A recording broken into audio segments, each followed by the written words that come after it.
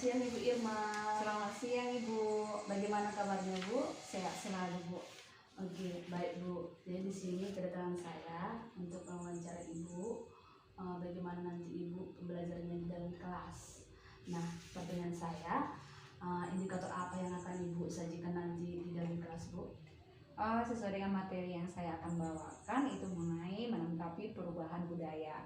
Jadi adapun indikator yang akan saya jelaskan itu menanggapi secara proporsional kondisi yang ada di lingkungan dan peran dan kebutuhan yang ada di lingkungan masyarakat tentang perubahan budaya. Oke, baik.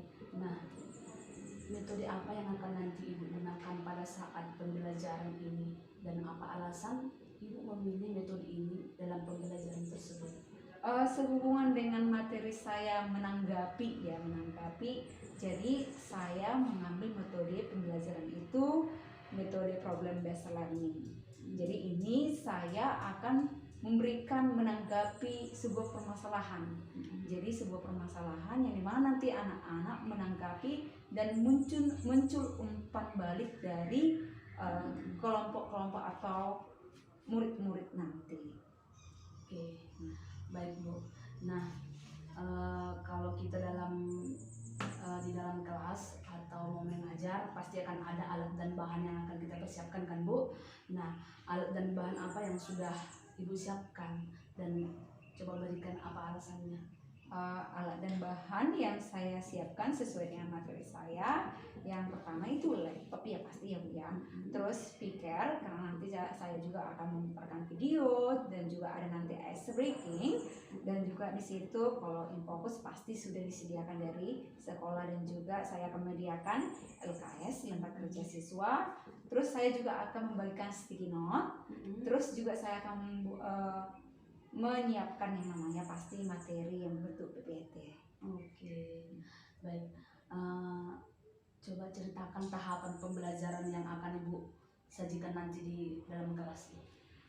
Adapun tahapan pembelajaran yang akan saya sajikan itu yang pertama itu pasti pendahuluan ya Bu ya. Yang pasti diawali dengan doa. Diawali dengan doa menyanyikan salah satu wajib nasional. Yang kedua menyampaikan tujuan pembelajaran. Yang ketiga itu melakukan apresiasi kepada siswa.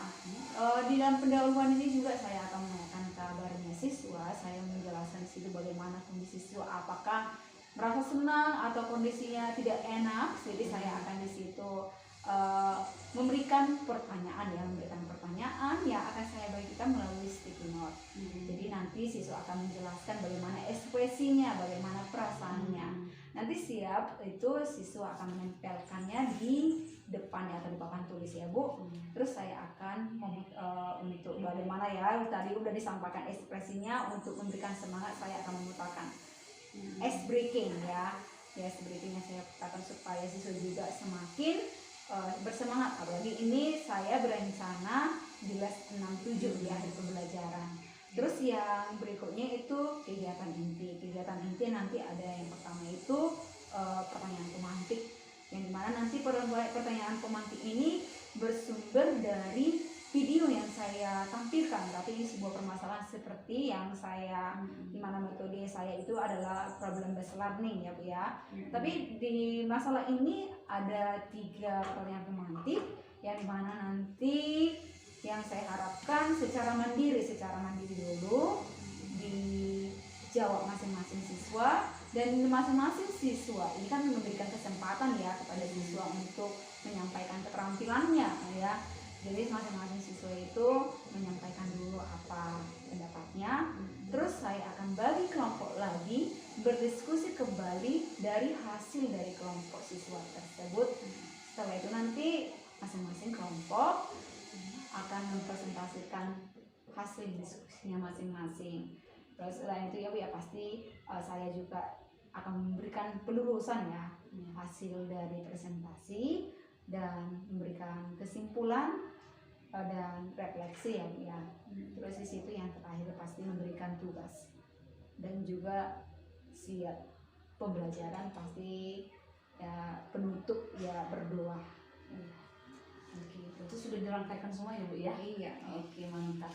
Nah, selanjutnya Bu, persiapan tertulis apa saja yang sudah Ibu buat? Karena ini persiapan tertulis, pasti ini strategi yang kita gunakan ya Bu. Pasti kita akan buat seperti dalam RPP. Jadi kalau tanpa RPP ini kan pasti strategi kita kan amburadul ya. Jadi kalau dengan RPP ini, jadi susunan apa yang sudah kita harapkan itu tersusun secara sistematis, dan juga yang namanya juga sumber media kita ya pasti harus kita buat dalam materi PowerPoint maupun yang kita ambil dari buku yang lain. Oke. Baik Bu, nah dalam pembelajaran kan Bu, pasti setiap materi itu pasti ada saja hal-hal yang sulit kita temukan gitu kan. Nah apalagi seorang siswa itu pasti mereka juga akan mendapatkan atau menemukan hal yang sulit. Nah dari materi apa yang dianggap sulit oleh siswa berdasarkan perkiraan Ibu ya, berdasarkan perkiraan Ibu, jika itu ada materinya, coba lagi jelaskan.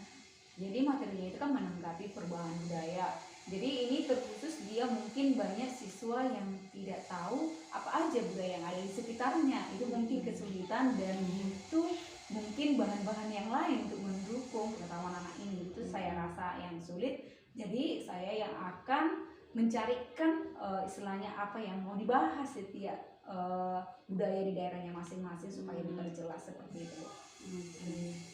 Baik, jadi kompetensi apa yang bisa dimiliki siswa setelah mengikuti pembelajaran yang sesuai dengan harapan ini? Seperti tadi kompetensinya itu berarti siswa menanggapi ya, bisa mampu menanggapi secara proporsional perubahan yang terjadi di lingkungan masyarakat terus dengan budaya. Jadi setelah jadi istilahnya di sini siswa mampu menanggapi perubahan budaya itu ke hal-hal yang positif dan bagaimana memanfaatkan perubahan budaya itu untuk membangun daerah dan kebudayaannya seperti itu. Oke, baik.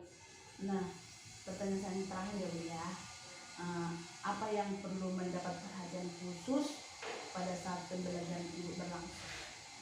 Yang perlu perhatian khusus yang pasti terutama ini bagi siswa yang kurang aktif ya, pasti kita harus lebih fokus. Bukan berarti yang siswa yang aktif kita abaikan ya, tapi ini sama-sama kita melihat ya, sama-sama kadang karena fokusnya kita melihat siswa yang aktif kadang lupa sama orang yang kurang aktif ini seperti ini Bu. Baik Bu, jadi dari semua pemaparan Ibu tadi sudah bagus, sudah mantap. Berarti nanti pembelajaran yang berlangsung pasti bagus lah ya Bu ya. Oke, baik. Jadi demikianlah Bu wawancara kita.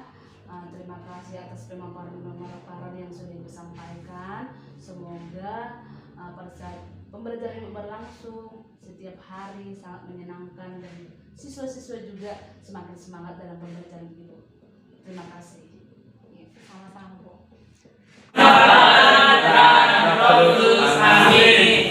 Kembali kami mengucap syukur kepada Allah Bapa sumber segala cinta kasih dan kami pada kami pada saat hari ini. Engkau masih memberikan kami kesehatan serta nafas kehidupan. Ya Bapa, kami akan memulai pembelajaran kami. Kiranya kami dalam manusia yang tidak pernah luput dari dosa. Kiranya Engkau menghapuskan dosa kami. Terpuji dan termulia nama Tuhan kini dan sepanjang segala masa. Amin. Dan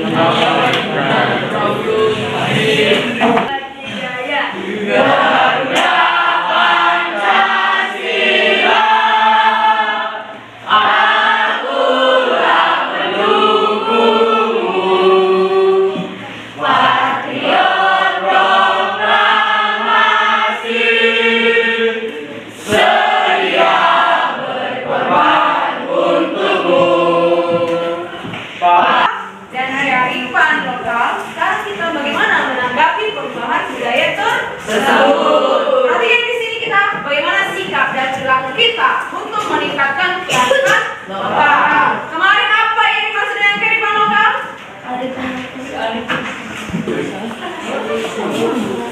Oke, nomor itu sudah.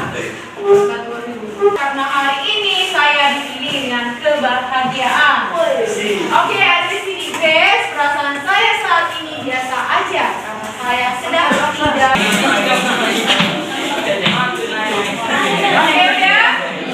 Biasa saja. Berarti hari ini banyak perasaan yang biasa saja. Mau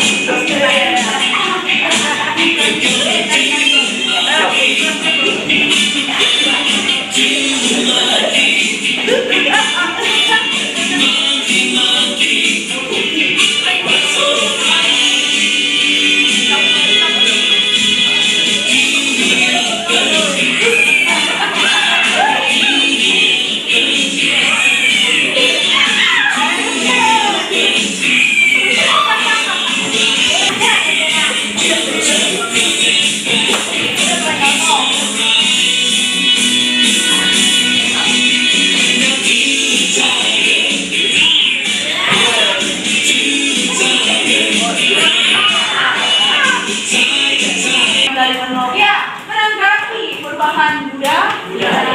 Jadi menanggapi perubahan budaya, kemarin kita udah membahas apa itu perubahan budaya. Apa perubahan budaya, nak? Budaya. Ini masih ingat, angkat tangan dulu. Budaya adalah. Ayo.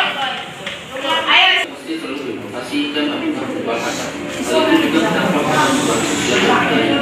Tapi bagaimana contoh perubahan sosial itu?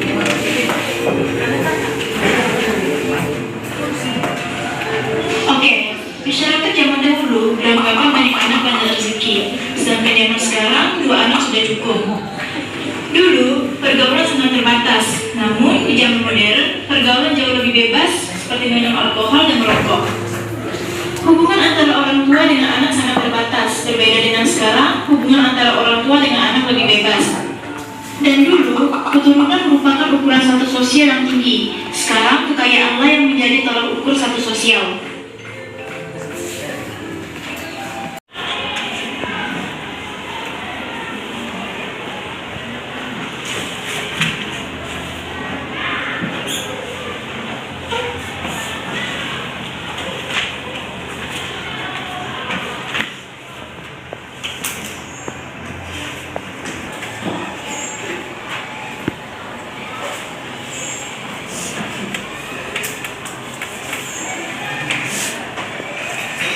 Dengarkan bagaimana pendapat Fidelis terhadap video yang sudah ditampilkan. Ayo Fidelis. Apa yang kamu pahami dari video yang ditampilkan?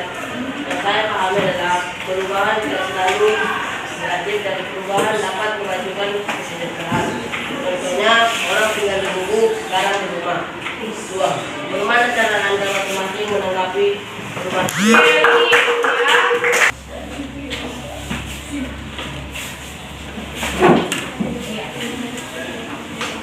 Apa saja yang kalian pahami dari video yang ditampilkan?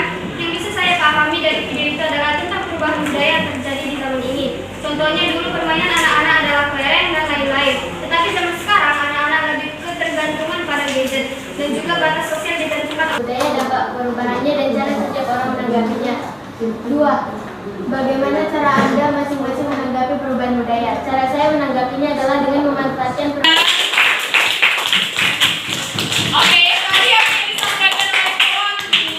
Kalian masing-masing. Kearifan lokal itu bisa berbentuk barang, bisa juga berbentuk tindakan. Ya, bisa artefak, bisa. Terus setelah kalian pilih satu, bagaimana kontribusi kalian? Apa yang kalian lakukan untuk mengembangkan kearifan lokal tersebut? Ya, kontribusi kalian itu bisa dilihat bukan harus terjun ke dalamnya, tapi bisa juga dilihat dari sikap dan perilaku.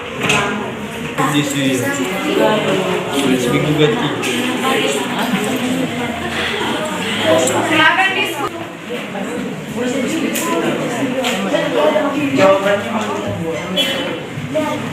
Nama saya Anggun dari kelompok 3. Di sini kami akan membacakan dan memberitahu tentang budaya Simalungun. Simalungun, salah satu contoh kegiatan masyarakatnya adalah menarik presentasi dari kelompok kami. Apakah ada yang ingin bertanya? Dalam kehidupan sehari-hari. Contoh kegiatannya adalah seperti kita yang waktu pentas seni. Di situ ada menampilkan tarian Aruan Bolon untuk menanam padi dan bergotong royong bersama. Contohnya adalah kita bikin kelas bersama. Dari Aruan Bolon itu bergotong royong, tapi kalau di tariannya adalah bergotong royong dalam menanam padi. Apakah ada lagi yang ingin bertanya?